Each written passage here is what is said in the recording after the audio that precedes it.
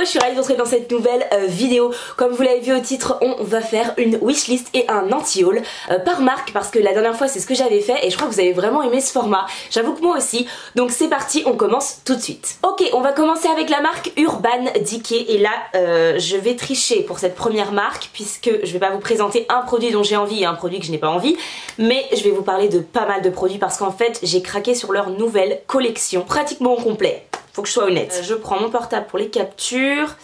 Normalement, voilà. Donc les produits qui me font envie dans la marque, c'est tout simplement la nouvelle base. Donc c'est la All Nighter Primer. Voilà, parce qu'en fait je pensais que ça allait vraiment être une base hyper siliconée. Apparemment non, il y a un peu de silicone dedans mais pas tellement. C'est surtout une base qui va agripper le maquillage, qui va le faire tenir. Donc ça m'intéresse vraiment pas mal. Donc cette base là, j'ai envie de la tester. Et un autre produit, celui-là j'ai encore plus envie de le tester que la base, c'est le nouveau spray fixateur All Nighter Ultra Matte. Je vais tester ce produit vraiment, ça c'est clair et net. Il me donne tellement envie, je suis une fana de spray fixateur. Et en plus de ça, celui-là apparemment il a une tenue de fou. Je fais pas mal confiance à Salomé pour ça parce qu'on a souvent les mêmes goûts en spray fixateur. Et en l'occurrence apparemment elle l'a testé, elle l'a adoré. Donc je vais tester et j'espère adorer. Autre produit qui me fait super envie, alors ça c'est pas une nouveauté mais c'est un produit dont je vous parle depuis d'ailleurs un bon moment et que je vais tester là, ça y est, il faut vraiment que je me penche dessus. C'est le Brow Blade de chez Urban Decay. Donc c'est tout simplement un produit sourcil double embout, côté feutre et côté crayon à sourcil. Je veux tester le feutre pour pouvoir essayer de me faire des petits poils en fait au niveau de la tête de mon sourcil notamment. Voilà, c'est un produit dont j'ai envie de tester depuis très longtemps. Il y a une alternative chez Kiko à 8 € que je veux tester aussi. Voilà, si tout va bien, une petite vidéo est prévue à ce sujet. Pour l'instant j'ai pas les produits mais croisons les doigts pour que je vous la fasse bientôt. Ensuite, cette fois vraiment les dernières nouveautés de chez Urban Decay, c'est tout simplement la palette Stay Naked qui a en fait 3 produits crème. Si j'ai bien compris, un bronzer, un blush et un highlighter. J'aime beaucoup les produits crème de chez Urban Decay, notamment ma palette comme vous savez Shaper Shifter que j'aime beaucoup. Et là j'adore en plus le packaging qui est absolument magnifique avec ce U et D pour Urban Decay, un moitié en faux diamant un peu là. Je trouve ça vraiment magnifique. J'ai très envie de voir si leur highlighter crème de cette palette est un peu plus pigmenté que l'highlighter que j'ai dans la Shaper Shifter. Voilà, donc écoutez, ça c'est un produit que je veux swatcher et probablement acheter. Ensuite, un autre produit toujours de la même collection, la Stay Naked, c'est le fond de teint poudre. C'est pas le genre de produit que j'utilise vraiment au quotidien, mais j'ai très envie de tester ça pour cet été. Déjà l'été dernier je voulais tester et je l'ai pas fait parce que voilà. Et là en l'occurrence j'ai vraiment envie de tester ce produit là. Voilà, j'attends les avis d'abord pour voir s'il vaut le coup ou pas. Et si j'ai des avis, quelques avis positifs, je pense que cet été je testerai. On va parler des produits qui ne me font pas envie chez Urban Decay. Je laisse de côté tout ce qui est les fonds de teint Stay Naked, fond de teint et anti-cerne. Je vous les mets là vite fait, on en parle rapidement, ce ne sont pas des nouveautés mais tout simplement ils ne me font pas envie parce que c'est pas assez couvrant pour moi. Ça pourrait être un fond de teint anti-cerne, non, anti-cerne j'aime trop que ce soit tout le temps couvrant, mais ça pourrait pourquoi pas être un anti-cerne de début d'été peut-être, ou si un jour ma peau est smooth.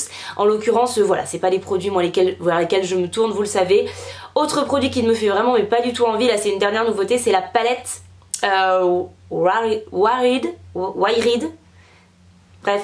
Vous la voyez là, hein, voilà, mon accent encore une fois. C'est une palette hyper colorée, mais les couleurs une par une peuvent être très jolies, mais l'harmonie là avec toutes ces couleurs qui n'ont rien à voir, moi j'avoue que j'ai du mal, c'est pas trop mon truc. Autant j'aime les palettes colorées, mais j'aime quand même qu'il y ait une certaine harmonie, que je puisse utiliser uniquement la palette, donc il me faut quand même 2-3 neutres, enfin voilà.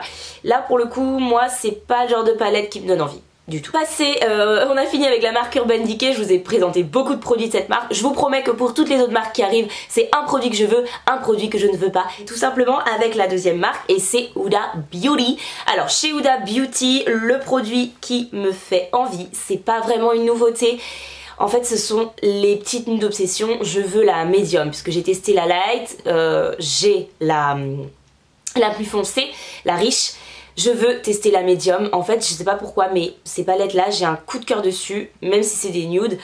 Je sais pas, les couleurs me rendent folle, je les trouve vraiment mais magnifiques et vraiment je pense que vu que c'est pas des éditions limitées etc, quand l'occasion se présentera j'acquérirai sûrement les 3 parce que vraiment je les trouve magnifiques et je les adore. Donc en ce moment vu que je l'ai pas testé, je veux absolument la médium. Alors pour le produit que je ne veux pas chez Huda, on reste sur les palettes. toujours les petites obsessions, mais cette fois on va parler des pastels qui moi ne me font pas du tout envie.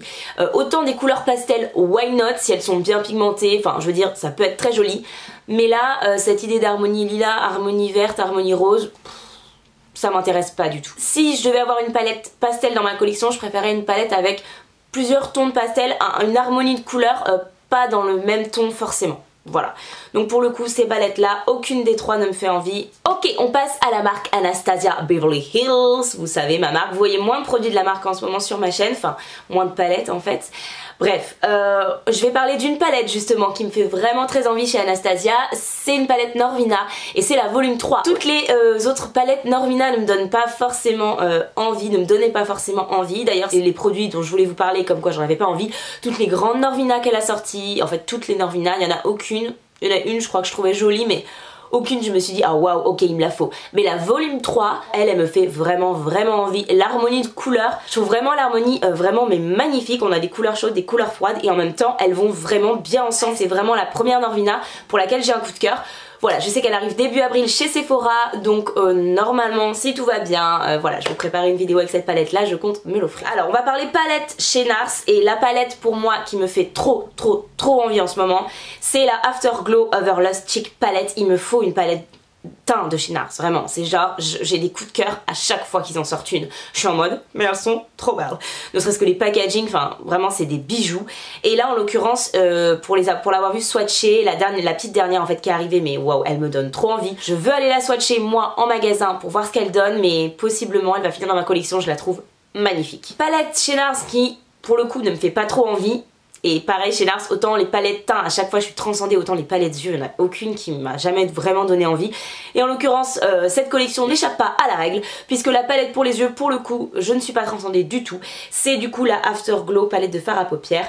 Et pourquoi elle ne me fait pas envie? Alors il y a quelques fards, la couleur est belle si vous voulez, l'harmonie est jolie. Mais en fait quand on regarde la palette, vous la voyez juste là, quand on enlève ce fard violet qu'il y a là, ben en fait c'est très neutre, finalement il n'y a pas de couleur qui sort de l'ordinaire, vraiment c'est assez sobre, très nude, du déjà vu selon moi, j'ai déjà dans mes placards, dans mes palettes, donc voilà, je passe mon tour. Ok, ensuite on va parler de la marque Sephora, je l'ai mis en deux marques parce qu'on va vraiment faire deux catégories. Je vais d'abord vous parler des Sephora Favorites. C'était aux États-Unis il y a un bon moment, maintenant c'est arrivé en France, je prends un petit coup de thé, vous m'en voulez pas. C'est arrivé en France relativement récemment, l'année dernière il me semble, et maintenant en fait Sephora fait des box, mais je vous en ai déjà parlé, des box avec des petits essentiels pour un prix moindre en fait. Souvent il y a un ou deux full size qui s'y glissent, donc ça vaut vraiment le coup. Les box que j'ai vu passer, alors c'est dans les comptes des nouveautés qui vont arriver, donc Sephora ne l'a pas encore annoncé. Possiblement, c'est possible que ça n'arrive jamais chez Sephora France parce que c'est Sephora US qui l'a annoncé là pour le coup. Mais normalement, généralement, ça suit tranquillement. Là, la box qui moi me fait super envie, c'est la Summer Essential. Je vous la mets juste ici encore une fois à l'écran. Vous allez voir ce qu'il y a dedans. Vraiment, j'ai aimé quasiment tous les produits qu'il y avait à l'intérieur. Même s'il y a genre un vernis au PI rouge, bon, donc j'aurais pu me passer. Un mini vernis rouge, on en a toujours besoin, j'ai envie de dire. Donc vraiment, cette box là, elle me fait très envie. C'est fort possible que je craque cet été quand elle sortira chez Sephora. La box qui pour le coup ne me fait pas du tout envie, c'est la box qui me fait je crois le moins envie de toute leur collection qu'ils ont, c'est la nude. Déjà je la trouve chère pour ce que c'est, genre on a 3-4 produits à l'intérieur et franchement je la trouve assez chère quoi par rapport à la box Summer qui coûte je crois, qui va coûter à peu près 35 €. Je sais pas, je trouve que le rapport qualité-prix il est pas cool et en plus les produits à l'intérieur c'est du nude, enfin et selon moi il y a beaucoup plus intéressant en termes de produits déjà mais aussi en termes de quantité-prix dans ces box là chez Sephora. On passe ensuite à la marque Sephora Collection et là le produit qui me fait trop envie ces derniers temps, c'est le nouveau mascara, le Size Up, que je vais très possiblement m'acheter puisque je n'ai plus des miens et qu'il est pas très cher. Donc voilà, ça c'est un mascara que je veux tester. Marion Caméléon qui adore avoir des gros cils en pâte d'araignée quand elle met du mascara, ce qui est mon cas, disait que celui-là elle l'aimait beaucoup, donc j'ai très envie de le tester, je le testerai je pense. Autre produit qui vient d'être annoncé, puisque la journée presse a eu lieu très récemment au moment où je filme cette vidéo, ce sont apparemment des gloss qui vont sortir chez Sephora également. Voilà, alors déjà les gloss, vous savez que moi c'est très rare que j'ai envie d'un gloss, voilà. Mais en plus de ça, là pour le coup, ni le packaging, ni il n'y a rien qui me donne envie. Ni les couleurs, enfin vraiment il n'y a rien qui me donne envie. Gloss de chez Sephora, c'est sûr que je passerai mon tour et sans regret. Ensuite on passe à la marque Too Faced et pour le coup ça fait très longtemps que je me suis pas penchée sur la marque Too Faced, mis à part mon mascara fétiche, voilà le Better Than Sex que j'ai depuis des années et que je continue d'utiliser, mais autrement c'est vrai que ça fait très longtemps que je me suis pas penchée sur la marque Too Faced et là ils ont sorti une nouveauté qui me donne trop envie. Ce sont les palettes Glow Born This Way en fait, tout simplement. En fait ce sont des palettes, si j'ai bien compris, avec deux highlighters différents qui n'ont pas le même fini et au milieu une poudre visage, tout simplement une poudre teint. Donc ça c'est vraiment très envie de le tester. Voilà, en plus il y a 4 teintes de sortie, donc je pense qu'on peut trouver quelque chose vraiment qui se rapproche de notre carnation, ne serait-ce qu'au niveau de la poudre visage. On va parler encore de palette pour un produit dont je n'ai pour le coup pas, mais alors pas du tout envie. C'est la palette, je l'ai sous les yeux, c'est la Born This Way aussi je crois. C'est une palette de nude, on a des mats, des satinés, possiblement des pailletés, de ce que je vois dans les visuels. Voilà, chez Too Faced, moi de toute façon je crois que les palettes, je n'ai pas craqué pour une palette Too Faced depuis des années parce qu'il y a aucune palette qui me transcende. Moi j'ai plus de coup de cœur Too Faced en fait au niveau palette pour les yeux, pour autant c'était ma marque chouchou il y a une époque, mais là voilà, bon non, clairement non. Pour le coup autant la palette teint oui, autant la palette pour les yeux là clairement pas du tout. Chez Tarte, le produit qui me fait très envie en ce moment, c'est pas forcément une nouveauté non plus, ce sont leurs fossiles. Je les trouve vraiment très beaux, ils ont l'air magnifiques. Ils sont pas excessifs puisque c'est aux alentours de 13 € la paire de fossiles. Je trouve que c'est relativement correct pour une marque un peu de ce style là, vous voyez ce que je veux dire. Il y a plusieurs références qui me font très envie. Et chez Tarte, le produit qui ne me fait pas, mais alors pas du tout envie, c'est leur dernière nouveauté où il y a eu une grosse presse, une grosse com dessus. C'est en fait le nouveau anti-cerne, c'est en fait le Shape Tape Glow Concealer. Tout simplement c'est une touche lumière qui moi ne m'intéresse pas. Niveau anti-cerne je cherche de la couvrance. Même en été, mon anti-cerne plus fluide que j'achète de chez MAC, il est hyper couvrant. Donc voilà, je passe mon tour très clairement sur ce produit là. Et écoutez les amis, on arrive à la fin de cette vidéo et heureusement, sinon je vais être très en retard au travail, tout simplement avec la marque Fenty Beauty. Et là, vous allez être très surpris je pense du produit qui me fait envie, mais c'est les Gloss Bombs. Alors c'est pas le gloss transparent dont tout le monde parle, gloss transparent, inutilité selon moi. Voilà, moi les gloss, le peu de gloss déjà parce que c'est très rare qui me font envie, sont les gloss avec des paillettes, des gloss un peu originales etc. Dont mon Huda Beauty dont je ne me passe plus. Notamment. Et là pour le coup la teinte qui me fait très envie des Gloss Bombs de chez Fenty, c'est la teinte Diamond Milk, tout simplement parce qu'elle me fait forcément beaucoup penser à leur highlighter en fait qu'ils ont sorti. J'ai l'impression que c'est un gloss avec juste des micro paillettes et ça peut être vraiment pas mal par dessus un rouge à lèvres. Donc voilà, en tout cas les gloss de chez Fenty, que ce soit cette teinte là ou une autre, sauf le gloss transparent qui lui ne m'intéresse absolument pas, c'est des gloss que j'ai vraiment bien envie de tester. Pour le produit qui ne me fait pas du tout envie chez Fenty Beauty, c'est un produit que beaucoup de monde a adoré, ont du moins été ravis de ce lancement, moi pas du tout. Ce sont les petites palettes pour les yeux qu'elle a sorties. Je trouve le nombre de fards, déjà j'aime pas du tout. Les teintes qu'il y a dans les palettes, voilà, il n'y a rien qui me fait envie, même pas le packaging sur ces palettes là. Vraiment, elles ne me font pas du tout envie. Je passe clairement mon tour. Et voilà les amis, c'est tout pour cette vidéo. J'espère vraiment que ça vous a plu. N'hésitez pas dans les commentaires à me dire vous les produits qui vous donnent super envie et les produits au contraire qui ne vous donnent pas du tout envie, des nouveautés du moment. Nous on se retrouve très vite dans une prochaine vidéo comme d'habitude. Si c'est pas fait, n'hésitez pas à vous abonner, c'est gratuit. N'hésitez pas, le bouton est juste en dessous. Et si vous avez aimé cette vidéo, n'hésitez pas également à la liker, comme ça ça me permet de savoir ce qui vous plaît ou ce qui vous plaît moins.